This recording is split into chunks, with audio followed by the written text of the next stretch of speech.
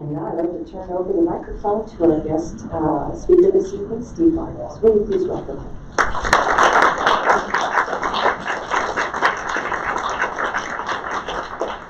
Thank you, Barb, and thank you, Longmont Public Library, and thank you guys for coming.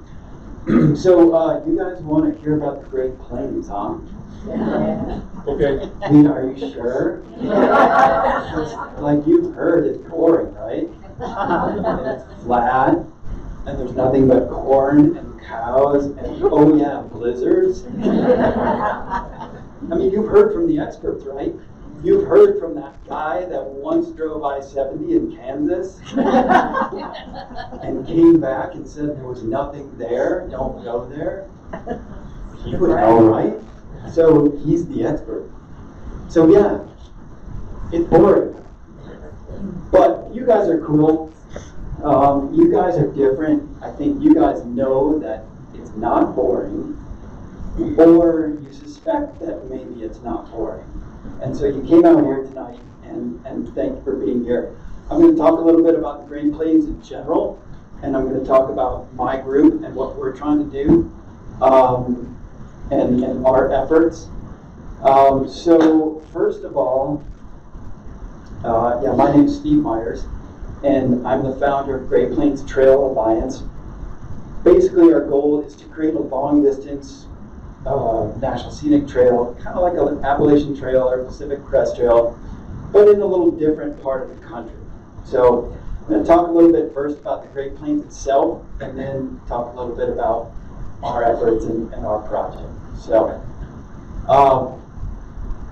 first of all, the Great Plains. This is a map of, this is the EPA puts out these maps. These are their eco-regions of North America. And this is level 1. So this is the broad overview. Think kind of 6th grade textbook. This gives you the big regions of the continent. And you can see in the middle there, that brown region in the center of the continent, that's the Great Plains. And the Great Plains is characterized by grassland as opposed to forested, and generally drier than other areas. That's the basics of what the Great Plains is all about. Just as an aside, the EPA puts out these maps, and this is level 1. But whatever area you're interested in, they go to level 4. So you can kind of dive down into very detailed areas of the eco-region of that spot, based on flora and fauna and climate and things like that. So it's kind of a neat thing. But there they are. There's the Great Plains.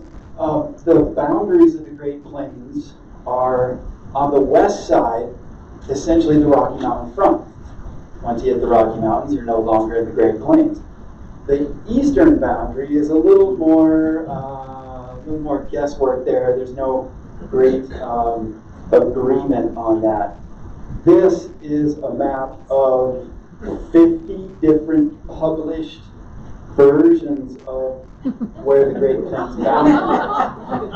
So these are books or whatever that people have written on the Great Plains, and then they've included a map, and then this is where the boundary are. You can see that western edge. Yeah, they're pretty much everyone's there. It's the Rocky Mountain front. In the east, no one knows, right? It's who knows. It could be here, it could be there. Some go all the way to Illinois. Some touching Kentucky there. There's not a lot of agreement on where the eastern boundary of the plains is. A little bit later, I will give you my interpretation of where I think it is, but it's also kind of cool that it's wherever you decide it is, I guess. Generally speaking, the further west you go, the drier it gets, and you're into shorter grasses. The further east you go, the more moisture, you're into taller grasses.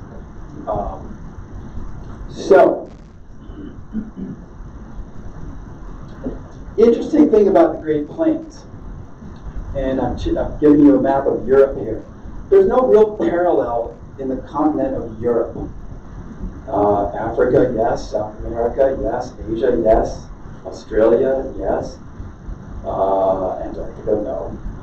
Europe, there are no major grasslands in Europe. Now, if you get to the eastern part of Europe, you get into the Ukraine, it's a little bit, kind of that steppe region, and it's kind of like that, but not on the same scale as we have in North America. I bring this up because when Europeans arrived and they kind of came across the North American continent, there was a lot of parallels. They had mountains and coasts and forests in Europe, and these were places that, even though flora and fauna might have been a little different, they recognized what they were seeing. When they got to the plains, they didn't know what to make of the plains. This was a brand new thing. And so they were either really inspired and kind of blown away by it. Actually, they were blown away no matter what. This is Eliza Steele in 1840. A world of grass and flowers stretched around me, rising and falling in gentle undulations, as if an enchanter had struck the ocean swell and it was at rest forever. Or they were just like, what is this thing? This is 300 years earlier. Francisco Vasquez de Coronado. Sorry, I got to go over here to read it. I reached some plains so vast that I did not find their limit anywhere I went, although I traveled over them for more than 300 leagues, with no more landmarks than if we had been swallowed up by the sea. There was not a stone, nor a bit of rising ground, nor a tree, nor a shrub, nor anything to go by. So they were totally blown away. This was written as he was crossing the Panhandle of Texas, and that is an area that is absolutely table flat. It's called Llano Estacado. So that's 1540, a Spaniard coming through. So they didn't know what to make of the plains.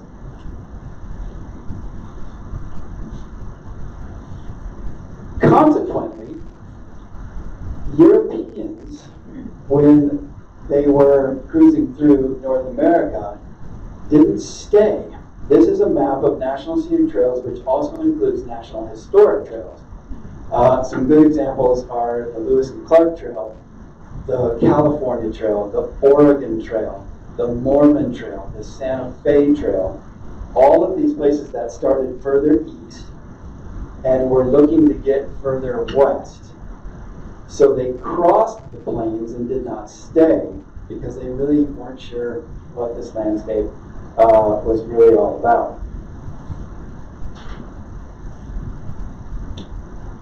Eventually, they did stay, and it happened a little bit later in history, towards the later 1800s, as opposed to the earlier 1800s.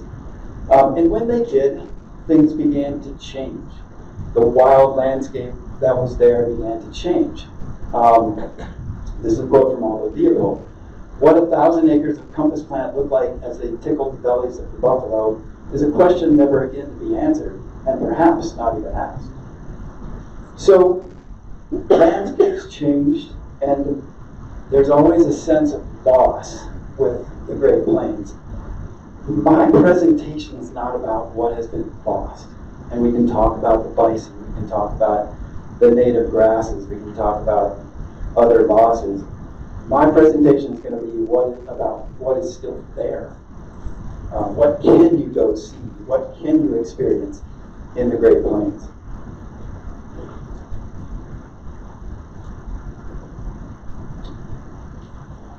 This is from 2004. It is so easy, too easy, to be swept away by mountain and ocean vistas. A prairie, on the other hand, requests the favor of your closer attention. It does not divulge itself to mere passers-by. So if we're going to find out what is there, we're going to have to get off I-70. We're going to have to get off I-80 or I-90 in South Dakota. Get off the secondary highways. Get onto some back roads, some dirt roads, and some trails to see what is actually there.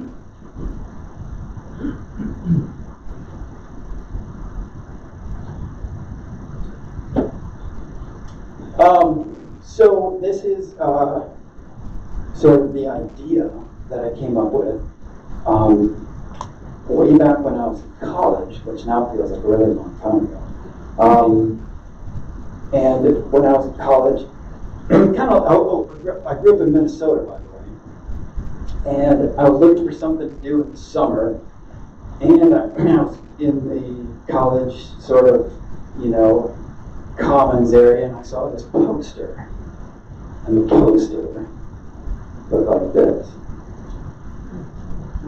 That is the Tetons in Wyoming, Grand Teton National Park. And I walked by that poster and I said, that's it, I'm going there. I don't know where that is, but I'm going there. So this is before, internet or anything like that. They had these little pieces of paper you could rip off the poster, and I ripped one of those things off and scribbled my name and got myself a summer job in the Tetons, and the greatest experiences of my life, and fell in love with the mountains like everybody. I'm here talking about the Great Plains, but I fell in love with the mountains too. So I spent a number of summers in the Tetons. The first year I flew there, and the second year managed to borrow my parents' car for the summer and drove. Now, in between the state of Minnesota and the state of Wyoming is the state of South Dakota. Now, there are really two states here. And if you talk to anybody who is from South Dakota, they'll tell you that there's East River and there's West River. And the river is the Missouri River, cutting the state basically in half. And on the east side, as I was driving, it looks just like Minnesota. It's rolling farm country and pleasantly rural. And nothing was really catching my attention that much. And then I crossed the Missouri River. And that's when things began to change. The bluffs on that side are huge. If you've ever been, across that, even on the interstate, you get up to the top, trees are suddenly gone, there's distant buttes on the horizon, and it's a totally different landscape, and suddenly you're in the West. You're no longer in the Midwest, but you're in the West. And that to me is the eastern boundary of the Great Plains. When you suddenly feel and you realize that, wow, I've got enough elevation, and and the air feels drier, and it suddenly doesn't feel like the Midwest anymore, it feels like the West. So I was kind of blown away by that openness and that sky and that sense of space. We kind of fell in love with that, didn't know what to make of it either, to be honest with you. Even though I grew up in Minnesota, I went to the mountains. I like to say that, when I went to the mountains, yeah, they wowed me a lot, but I had also seen pictures of mountains growing up, so I kind of knew what to expect. I had no idea about the Great Plains. I had never seen pictures of it. I didn't know what was there, even though it was in the neighboring state. So I was kind of blown away with this thing that wasn't the mountains, wasn't the lakes of Minnesota, was something completely different. And I started to think about, well, how do I experience this? I was in my 20s. I wanted to do stuff. I want to go climbing. I want to go kayaking. I want to do anything dangerous and big and all that stuff, right? And I'm in the Great Plains. I'm like, well, I want to do something amazing in the Great Plains. How do I do it? And I was also learning at the time about long distance trails such as the Appalachian Trail or Pacific Crest Trail, and I kind of meshed the two ideas together. What if you made a big long trail through this part of the country? Wouldn't that be amazing? So that was kind of the basic idea. I kind of think of recreation as you can kind of go small, medium, or big. You can go small and take a hike and have a picnic, and you can do that almost anywhere. Nothing wrong with that. You go medium and kind of camp out and take a longer hike, or you can have a big adventure, and you can do that in the mountains. You can do that on the ocean. I wanted to find a way to do it on the Great Plains. So that's the idea. That's kind of where it started. A bunch of time passed. The idea never went away. It stayed with me. And I kind of tinkered around on it for a while, but I never really, got too serious about it. Until about 2010, and I started researching it, started looking into it a little more seriously. And this route started to emerge, basically taking the little gems that are there in terms of national parks, national monuments, state parks, other public lands, just kind of trying to find all those pieces and then trying to connect the dots is the idea of the route, which at this point includes the already existing trails and connecting it with back roads as well. So, and we're talking about, in a lot of cases, roads that might only see 2 or 3 cars in a day, if that. So you're going to see a little bit of that here coming up.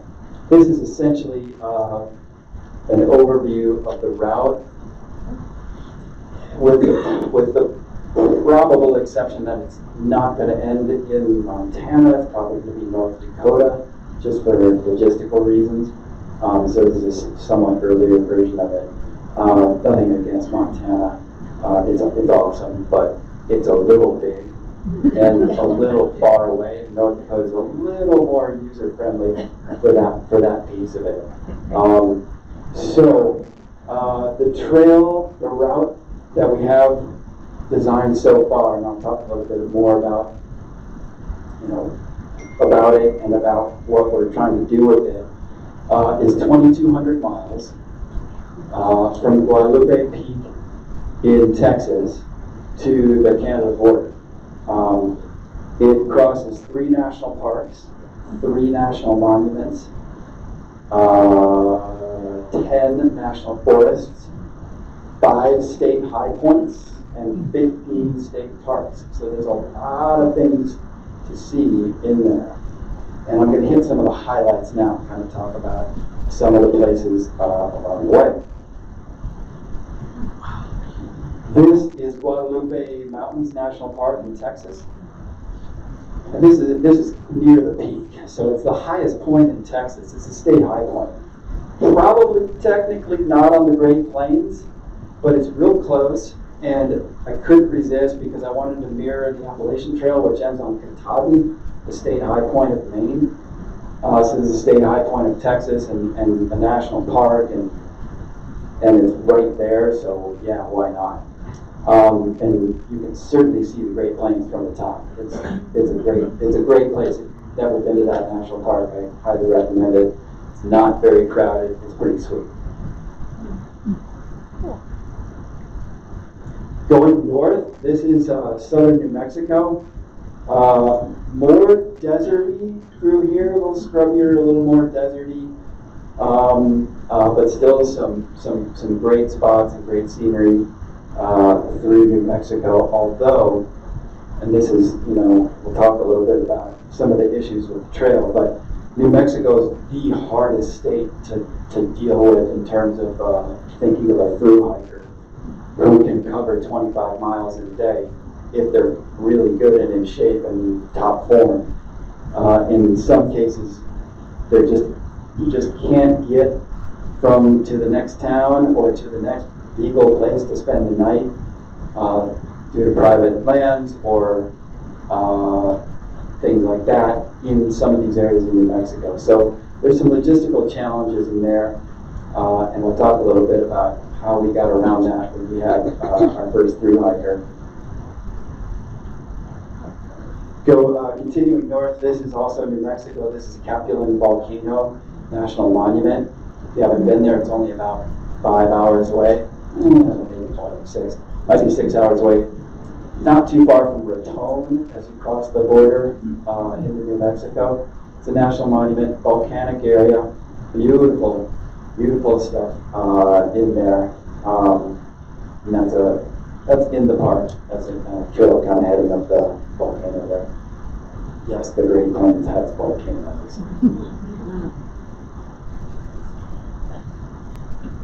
This is heading north again.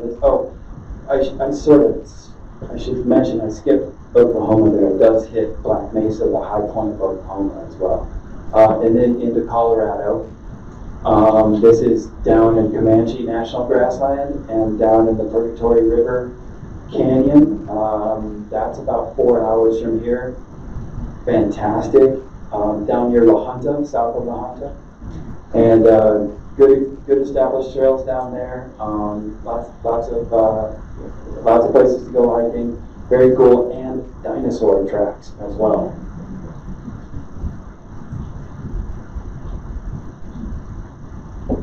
Heading north, this is in our backyard. This is about 2 hours away. This is Pawnee Buttes, Pawnee National Grassland in east of Fort Collins, 60 miles or so.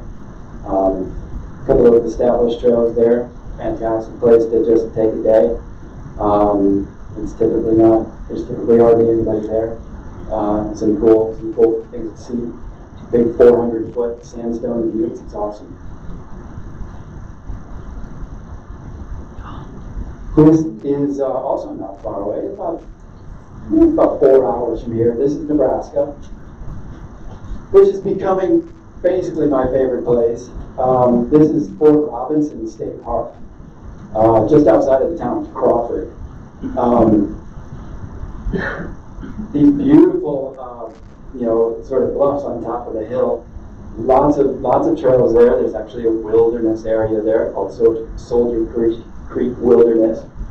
And as an aside, one of the things in doing everything I've done with this trail is the history that is out there is unbeatable. I've had such a blast learning about the history of the Great Plains. This particular state park is where they killed the crazy horse, and there's a little monument there for that, and that's worth checking out. And if you don't know the story behind that, well worth reading. There's historical, amazing history everywhere in the Great Plains. I like to say that if you want to learn American history, go to Boston and Philadelphia and the Great Plains, because there's so much that happened there, and just phenomenal. So that's been a great joy of mine, learning it as I went along. The trail goes through the Black Hills in South Dakota. This is a little north of that. This is in Custer National Forest, in the sort of northwest corner of South Dakota. Little sliver of another great battle there, and some great history in that area as well. Can't think of the name of it right now, but there's some more awesome history in that part. And this is just right here, Theodore Roosevelt National Park in North Dakota. So I'm hoping that you're seeing a theme here in some of these highlight photos of the trail, that the Great Plains are not flat. They are not flat. Yes, there are places in the Great Plains that are flat, for sure.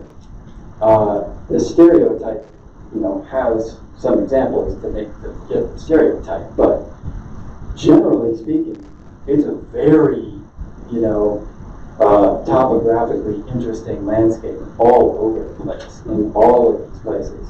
So, no big peaks, no 14ers, but lots of interesting terrain.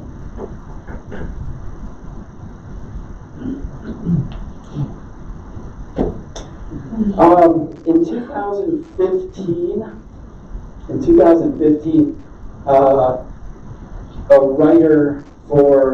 writer contacted me and wanted to do a story on it for Backpacker magazine. I'm not going to go into all the details of that trek, but we did about a 100-mile stretch of it. It's in the June 2018 issue of Backpacker magazine. But I did want to mention this spot because it was so cool. This is our last camping night of that particular adventure. And this is in Oglala National Grassland in Nebraska. And that was just a phenomenal place to kind of spend the night. So just a sense of space and sort of the grandeur of sort of being there. Hard to get on a photograph, so I do have a short little video. It's maybe 20 seconds. That is taken right sort of. You'll see the guy taking that particular picture in there, and I'm hoping the sound catches the peacefulness of it too, and you hear some birds and things like that. Oh, I gotta get to the next one.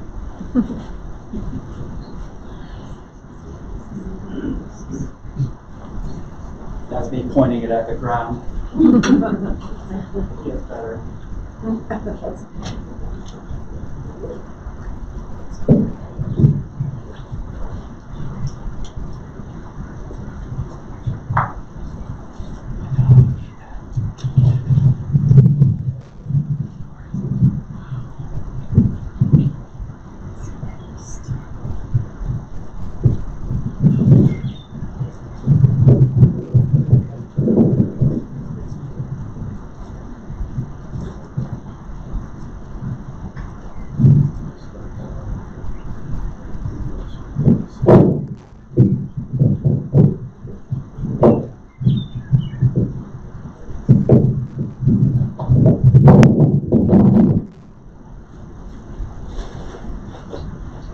So hopefully that gives you an idea of what it's like to be there. It's one of the best camping nights I've ever had. That's fantastic. In 2016, actually before that, but a guy named Luke Jordan contacted me. He's a long distance hiker. He had hiked the North Country Trail, which is a national scenic trail. It's the longest national scenic trail in the United States. It runs from the middle of North Dakota all the way to Vermont. It's 4,600 miles. He became the either fourth or fifth person to ever through hike it, meaning that he didn't do it by section, so he didn't just do some and then do some other stuff. He did it day after day after day after day after day until he was done. So 4,600 miles. I had heard about him because I was kind of tracking his so he became kind of a little bit famous in the hiker community. And he contacted me and he's like, I want to be the first person to ever hike the Great Plains Trail. And I was like, no way, we're not ready. And then my next sentence was, yeah, let's do it. Because we'll never be ready. So if we wait to be ready, nothing's ever going to happen. So in 2016, we got together.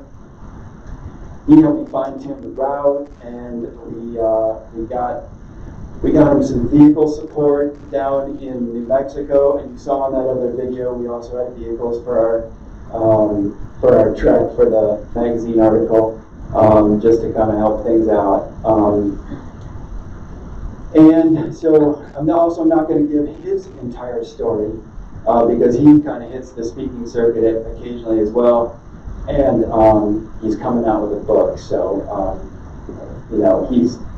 but you should know that it was a phenomenal experience, and he had all kinds of just wonderful things happen with people he met on the trail and situations he got out of by, what they call trail angels who show up. Now, in the Appalachian Trail, as thousands of people use that thing every year, trail angels are kind of like a known thing. No one had ever done this before, and trail angels showed up at the right time to give him a ride in a blizzard and things like that. So it's a pretty phenomenal story. Here he is at the top of Guadalupe Peak, so he's at mile 0.0. Click it. Click it? Oh, I thought, never mind. No, okay. So that's the top of Guadalupe Peak. At the very, very start of this hike, and I'm just going to give you a couple little shots of him. Here he is in New Mexico. This is also on one of the roads connecting various things. And I also have one more short little video. I got a chance to, help them out a little bit, and so I got a chance to hike with them a little bit, and this is about 20 seconds of Luke Jordan on the first ever hike of the Great Plains Trail.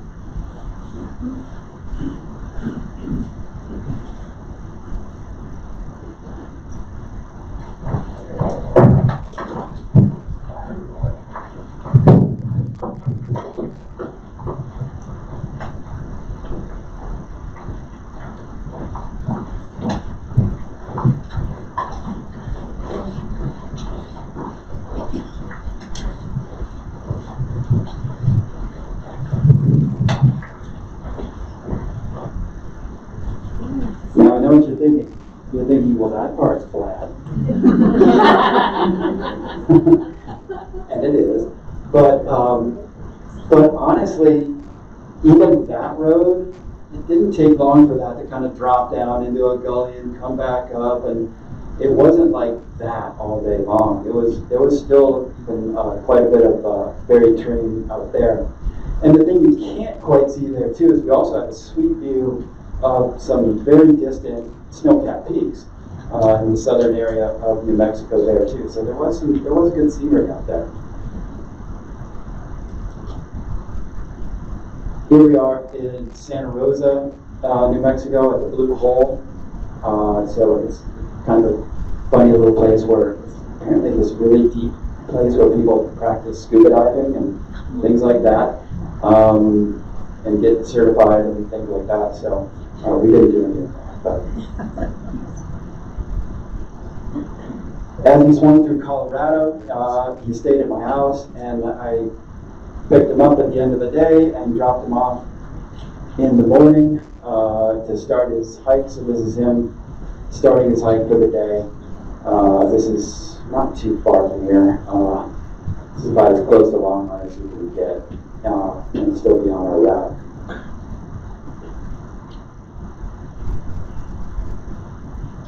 This is Luke Jordan at that place where I showed you the first video, that amazing campsite in Nebraska, which is on public land. It's on national grassland.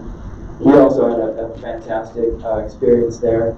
Met some people who brought him like pizza and randomly and like $20, and it was just incredible. And I think it was the mayor of one of the towns like flagged him down and was like, just wanted to meet him, and just cool stuff like that. So pretty cool stuff. And he did it. This is him at the international U.S.-Canada border, North Dakota and Saskatchewan, at the very end of the trail. So it was pretty remarkable. I did it in 90 days. He had a federal job and was able to take a 90-day furlough just on his own, and then just made every day count and knocked out about 25 to 30 miles a day. So it's good to be 20, 30. What was the total mileage for that? 2,200. 21. So my group is called Great Plains Trail Alliance. We're a nonprofit that was formed in 2012. We have a all-volunteer board. I'm going to talk a little bit about where we are, what we've done, and kind of where we're trying to get to. This is 4/5 of the board. From left to right, that's Luke Jordan.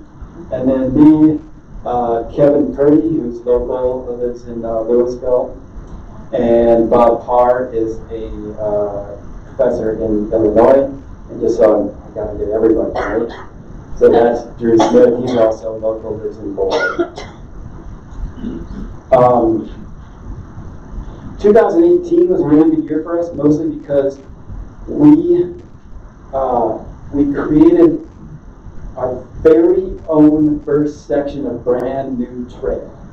in Oglala National Grasslands. So this is out near a place called Toadstool Geologic Park. This trail did not exist before. We got to know the rangers, and we talked to them about, boy, wouldn't it be great if we could get a trail, you know, in this area? And the rangers said, yeah, that would be great. And it happened. They routed it out. Trails out in that area oftentimes you follow posts. So you'll go to post and then you look for the next post, kind of like cairns, and then follow it through the grasslands. And we created about 2 or 3 miles of our very own trail, and they signed it for us and put our name on it, and it was really, really cool. And it was two things, you know, it solved 2 issues. One, they got some more trails for their own little local area, and it also cut off about 5 miles of road walking for our long distance trail. Now you might be thinking, in 2,200 miles, what's 5 miles? Everything. Everything. If you're hiking all day, every day, 25 or 30 miles, and you suddenly find out you don't have to do a couple, you are, it's fantastic. So it puts you on a trail instead of a dirt road. So our goal is to, over time, increase trail miles and decrease road miles. It'll never all be on trail. It will use roads, but so do almost all of the national scenic trails.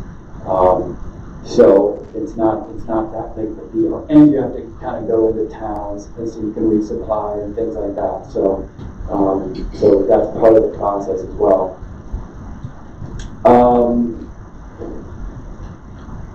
So that was our big event in 2018, which we're pretty excited about. There's a lot of other opportunities out there that we know about. It's just going to take time to make it happen. But things just like that, where we know we need a trail here, we can build one here, we can build it here in public land areas. And so we're hoping to do that over time and continue to make progress that way.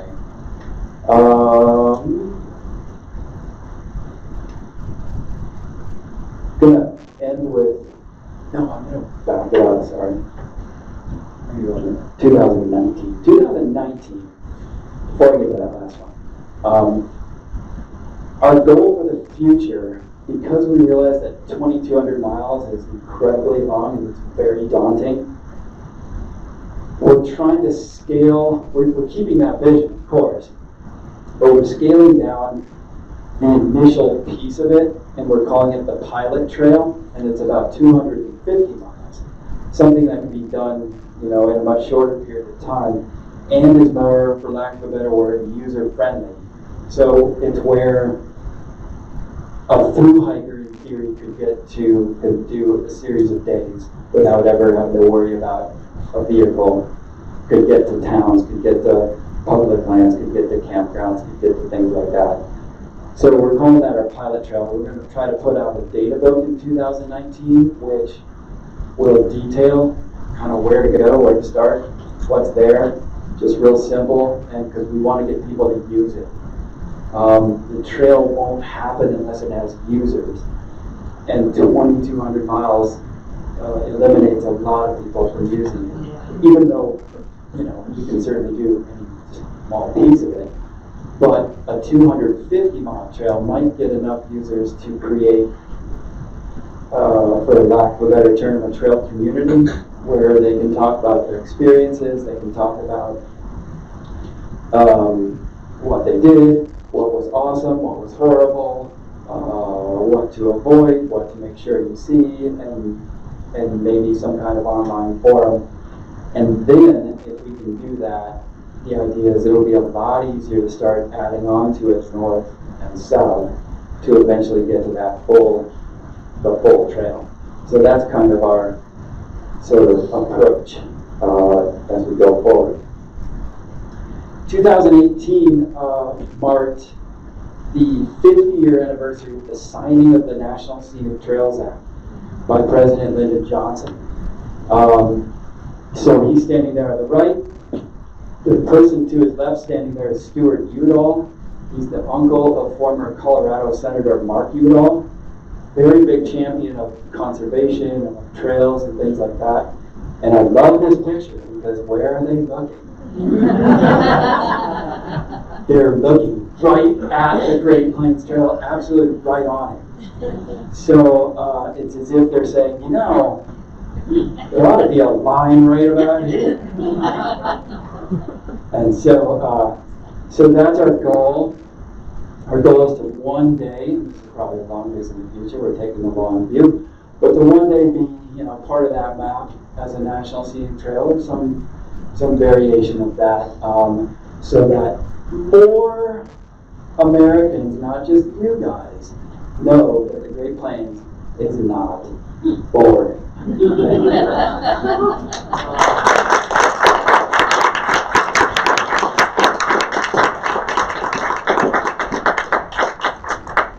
Are there any questions?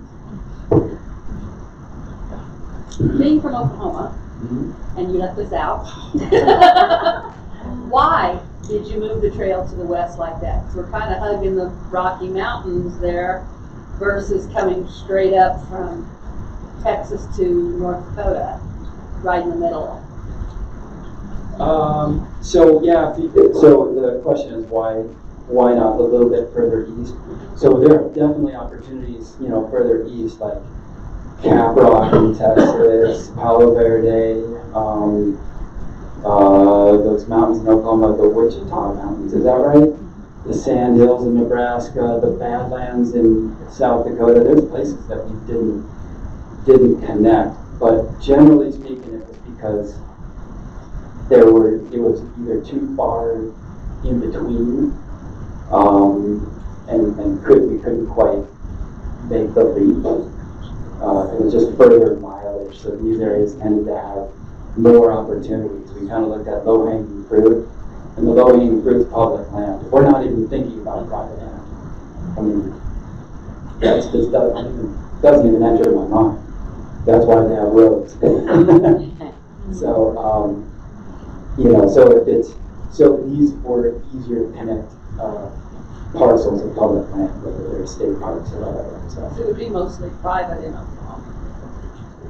right, and same with that northern panhandle of Texas as well. So a little bit trickier area, although some great stuff in there for sure, without a doubt. Any questions? Yeah. Can you bike it? Absolutely, yeah. I'm talking about hiking a lot because if a through hiker can do it, a biker can do it. Yeah. So, and in Probably a fact, lot more. yeah, absolutely. And in fact, biking it eliminates a number of problems in terms of covering enough mileage in a day to get to a resupply point for a campground or something like that. So there's a lot of interest in biking it, or certainly biking parts of it or pieces of it or that. And there's every single bit of it is bikeable, I think, except for you'd have to reroute in some of the national parks because you're not allowed to bike on trails, but you can be on the roads in national parks. So there would be some rerouting, but absolutely, yeah. Wondering if there are any convenient connections using parts of rails for trails, and also wondering dark sky opportunities. Yeah, definitely. The rails to trails is interesting. You know, if you go back to that map I had earlier, so many of the rails cross the Great Plains, going from, Chicago to wherever. And so not a ton go north-south. There is one rail trail that we use in Nebraska, but it only runs 3 miles. But that's okay, we'll take it. And there's a few other spots in New Mexico. We know of an opportunity that if we can figure that one out, that'll be awesome because it runs a good 15 or 20 miles, cuts off a ton of, and it's an abandoned railroad, and I think Rails to Trails is on that. And Dark Skies, absolutely, yeah. That spot in Nebraska the stars were amazing. So that's another advantage of being out there on the plains. Is that a picture of a biker on the trail? On your brochure. It's on your tunnel. Is that the Nicholson Trail? That is the Nicholson Trail. Yep, that is the Nicholson Trail. Yes. Can you discuss the logistical challenges related to drinking water available? Yeah. Yeah, so that's one of the big challenges is water. So, and that's one of the big reasons why we're going with that 250-mile pilot trail, because that is, in theory, a thru hiker should be able to carry enough water on that piece to be able to do it. Now, if you're going to do the whole thing, you know, vehicle support is one option. Another option is water caches. You know, drop-offs. You know, people do that a lot on the Appalachian Trail and things like that. But again, going back to the pilot trail, if we can create a trail community, our goal is that we can solve some of these things by getting local people involved.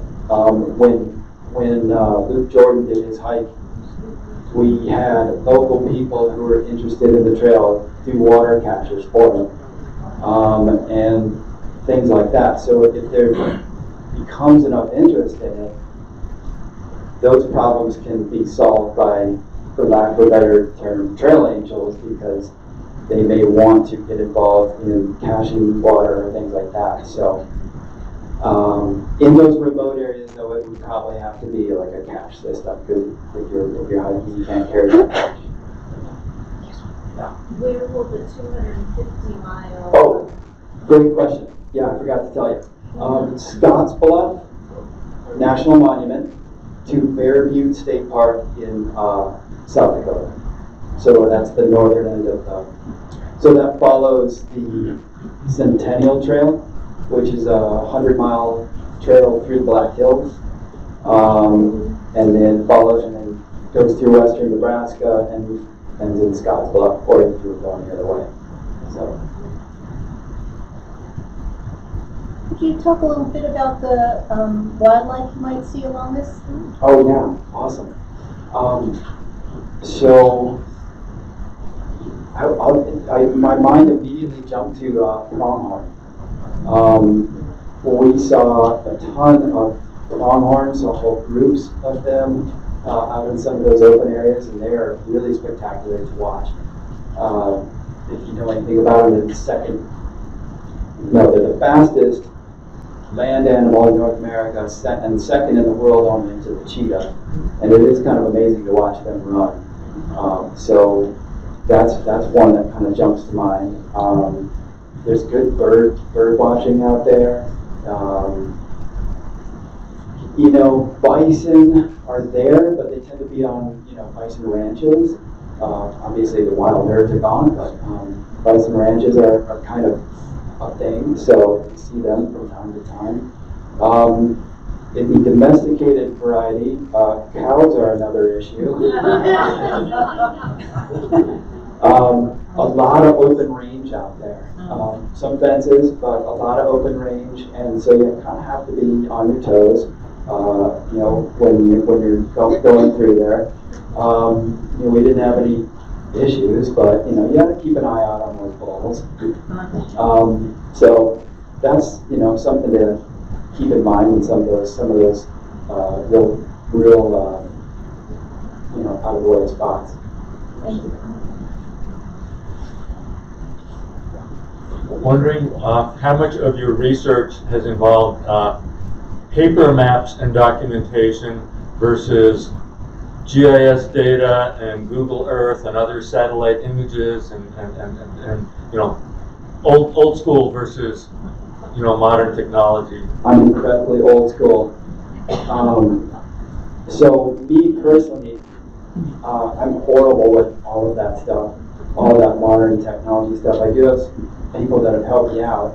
And we do have a map online that uses GIS, and you can kind of dive in and check things out.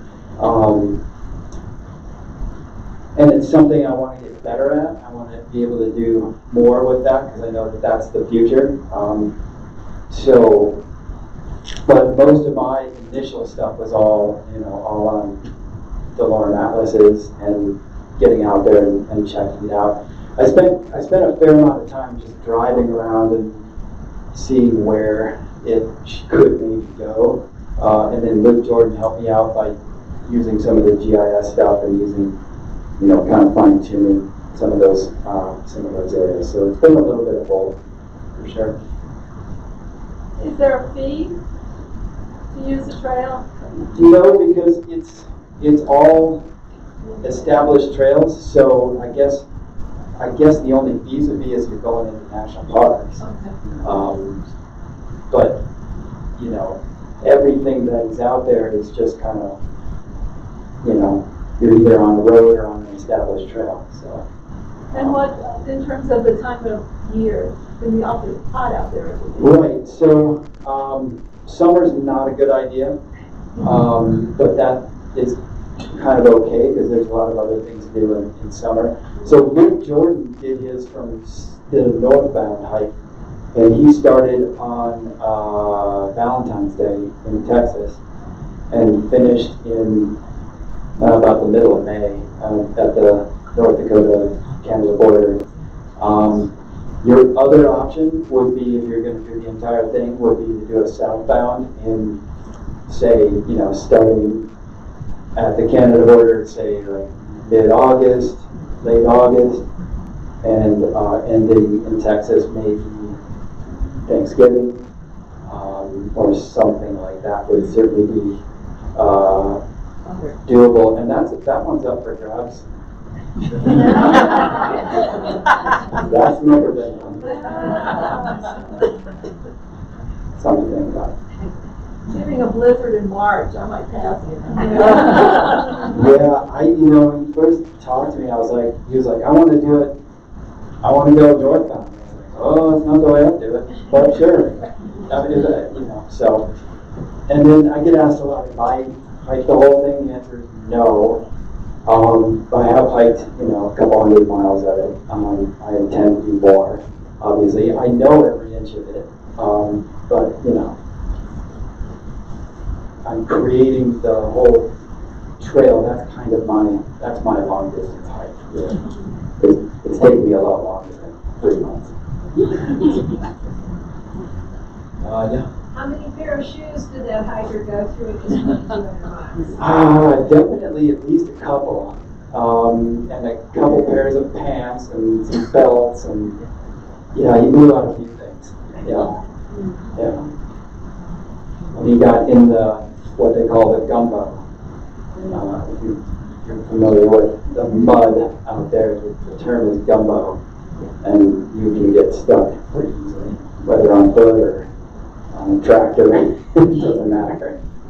How does that 2,200 miles compare to the Appalachian and the Pacific Crest Trail? I think the Appalachian, I'm sort of guessing there, is around 2,000 or just under. And Pacific Crest Trail is in that same general, give or take 100. I can't remember exactly. That's what